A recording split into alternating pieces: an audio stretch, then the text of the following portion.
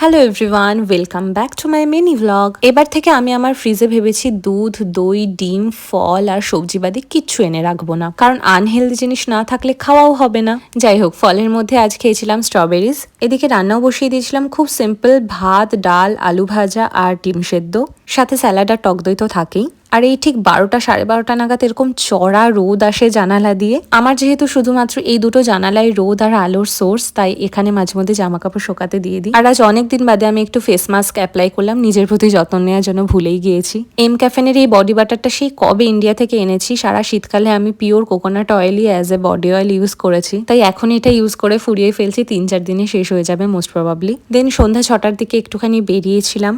এটা হলো আমাদের মার্কেট প্লাস এরিয়া, একদম বাড়ির সামনেই। আজ এই সময়টা ট্রামের কি একটা কাজ হচ্ছে, তাই পরের ট্রাম স্টপটা থেকে ট্রাম ধরে যাব একটু লুডভিগ শেফেন। আর এখন জার্মানির ওয়েদার যে কেমন যাচ্ছে, কখনো মেঘ কখনো সূর্য। এই দেখো সারা আকাশ মেঘাচ্ছন্ন হয়ে গেছে। এই মলটা স্পেসিফিক এই জায়গাটা ভীষণ অ্যাট্রাক্ট করে, কারণ বাইরে থেকেই দেখা যায় জুতোগুলো কি সুন্দর সাজানো। এটা একটা one stop mall kind of. দেখো কত হিউজ কালেকশন জুতোর। এটা হচ্ছে স্নাইপস বলে একটি দোকান মলের ভেতরেই। আমি বেশ কয়েকটা জুতো একটুখানি ট্রায়াল দিচ্ছিলাম নাইকির। বেশ অনেক নিউ কালেকশন এসেছে।